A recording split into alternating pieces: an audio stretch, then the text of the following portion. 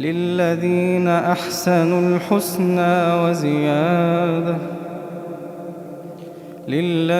أحسنوا الحسنى وزيادة ولا يرهق وجوههم قتر ولا ذلة أولئك أصحاب الجنة هم فيها خالدون. أولئك أصحاب الجنة هم فيها خالدون. والذين كسبوا السيئات جزاء سيئة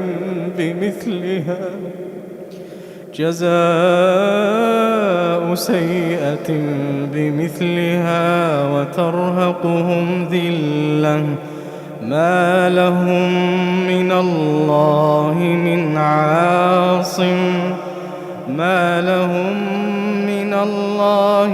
عاصم كأنما أغشيت وجوههم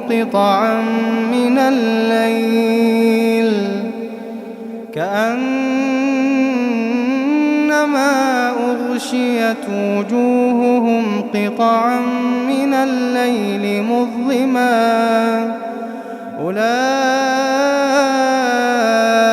أصحاب النار